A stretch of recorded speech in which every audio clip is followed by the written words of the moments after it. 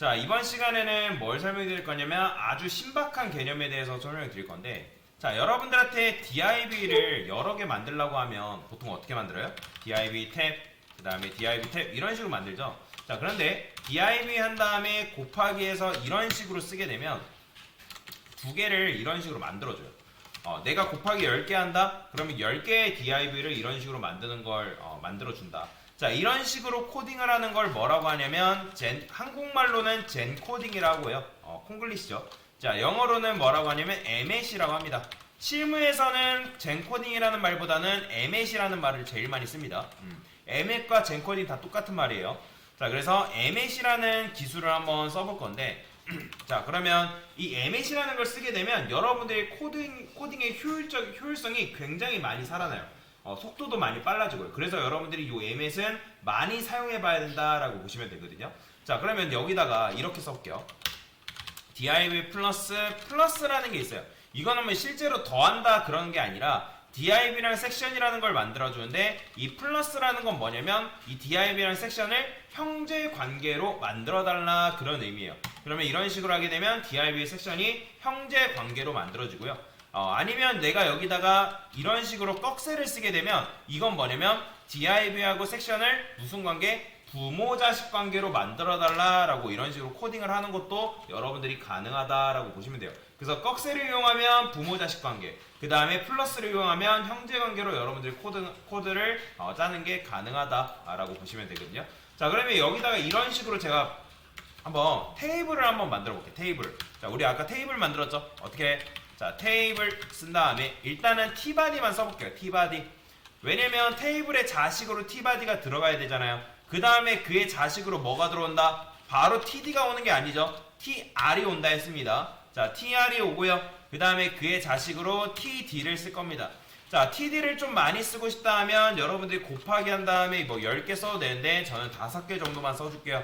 자, 그러면 테이블의 자식으로 tbody, tbody의 자식으로 tr의 자식으로 td가 들어가는 걸 볼 수가 있는데, 자, 근데 여러분들이 이렇게 쓰고 나서 td 안에다가 텍스트를 일일이 쓰려면 너무 귀찮단 말이에요.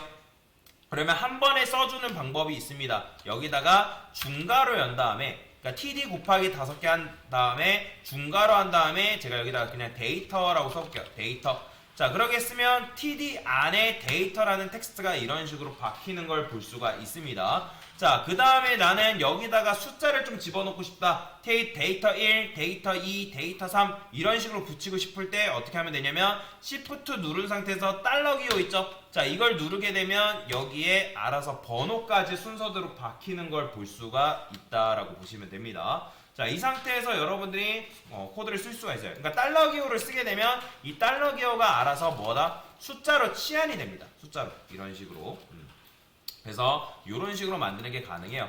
자, 근데 아까 여러분들한테 뭐라 말씀드렸냐면 테이블의 자식으로 tbody가 오는 것도 맞고요. 그 다음에 누가 와야 되는 게 정상이에요? thead가 와야 되는 거잖아요. thead. 자, 그러면 저는 여기다가 이렇게 써볼게요. 자, 테이블의 자식으로 thead가 와야 되고요. 그죠? 그 다음에 thead의 형제로 누가 있어야 돼요? 형제로 tbody가 있어야 되니까 플러스 tbody 이런 식으로 써주면 되겠죠? 그죠? 그렇잖아요. 이런 식으로 코드를 써주면 되는 거잖아요. 그런데 thead의 자식으로 뭐가 와야 돼요? thead도 마찬가지고 tbody도 마찬가지지만 그의 자식으로 tr이 와야 된다 했잖아요. 그런데 tr이 오게 되면 어떤 문제가 발생하는 거예요? 이런 식으로 코드를 짜게 되면 우리의 의도는 뭐예요? thead의 자식으로 tr이 오는 건 맞아요. 근데 thead의 형제로 tbody가 만들어져야 되는데 지금 코드를 이런 식으로 쓰게 되면 뭐 어떻게 되는 거예요?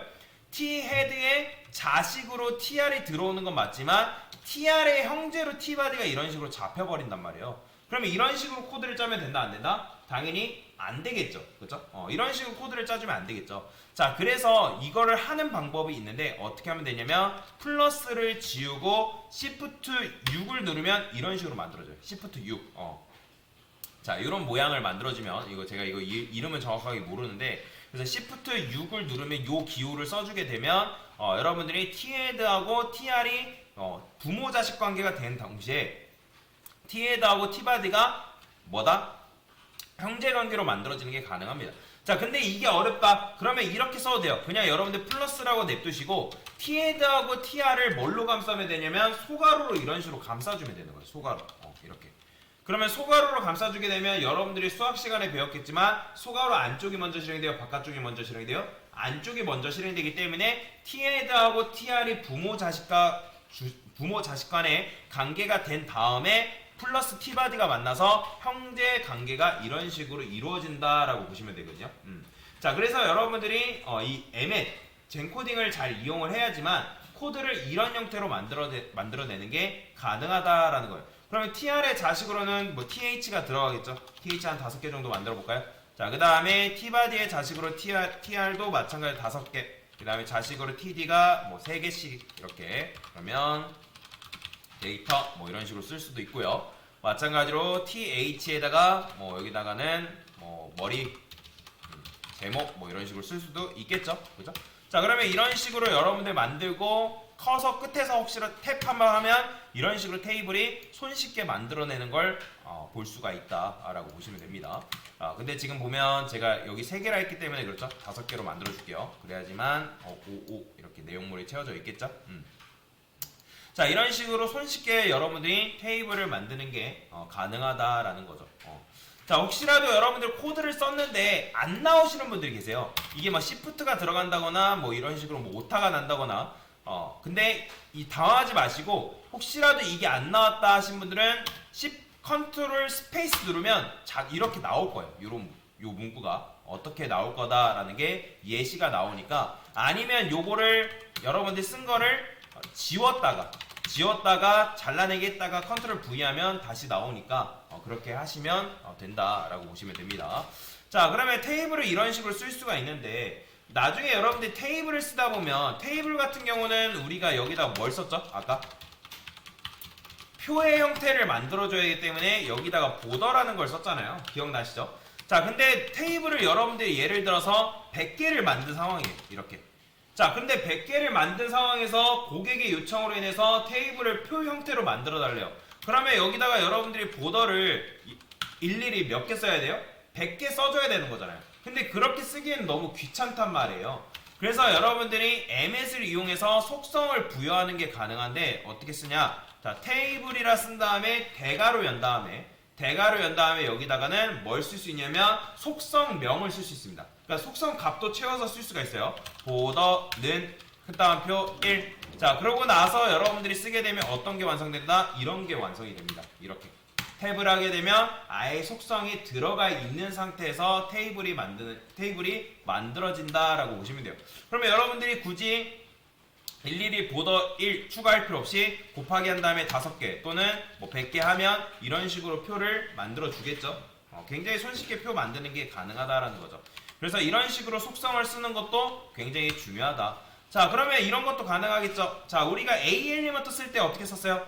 자, A 엘리먼트도 마찬가지로 여기다가 여러분들이 뭐 링크도 걸고, 그쵸? 그 다음에 여기다가 타겟 블랭크도 썼잖아요. 그쵸? 근데 누군가 여러분들한테 A 엘리먼트를 5개를 써달래요. 그러면 일일이 이렇게 쓰는 게 너무 귀찮죠? 그쵸? 자, 그래서 애초에 여기다가 뭐라고 쓴다? A 쓴 다음에 대괄호 쓴 다음에 href 쓴 다음에 는 큰 따옴표 그 다음에 여러분들이 A 엘리먼트를 쓰고 나서 href 안에 딱히 뭔가를 걸어주지 않으면 샵을 쓰는 게 관례입니다. 샵을 써주는 게 관례예요. 비워두는 게 아니라 샵을 써줍니다. 자, 그 다음에 여기다가 타겟 블랭크를 그대로 써줄 수 있는데 저는 어떻게 쓰냐면 보통 속성과 속성을 구분하기 위해서 대괄호를 하나 더 써주는 편이에요. 그러니까 여러분들이 여기다가 띄어쓰기 한 다음에 타겟을 이렇게 써도 상관없어요. 근데 제가 왜 이거를 이렇게 쓰지 말라고 하냐면 가끔씩 쓰라고 하면 이거를 붙여서 쓰시는 분들이 계세요. 이렇게 이런 식으로. 자, 이렇게 쓰게 되면 어떤 게 완성되냐면 이렇게 된단 말이에요. 그러니까 완성은 되지만 좀 알아보기가 쉽지 않다는 거죠. 그래서 웬만하면 이거를 저는 이런 식으로 쓰는 편입니다. 뭐 여러분들이 앞에 방금 했던 그 방법을 써도 되고 이 방법으로 써도 되고 상관없습니다. 근데 저는 속성과 속성 사이를 분리하기 위해서 보통은 이런 식으로 쓰는 편이에요. 그러면 여기다가 링크라고 걸어볼게요. 그러면 어떻게 되는 거예요? 이런 식으로 여러분들이 속성을 내가 굳이 매번 쓸 필요 없이 한 번에 MS를 이용해서 완성시킬 수가 있다라고 보시면 되겠죠? 그래서 이런 식으로 쓸 수가 있다. 결국에는 MS를 이용하는 이유가 뭐예요? 그러니까 말 그대로 불편함을 감소하기 위해서 사용하는 거다라고 보시면 되겠죠? 그래서 MS를 이용해서 이렇게 한번 코드를 완성을 해봤습니다. 됐습니다.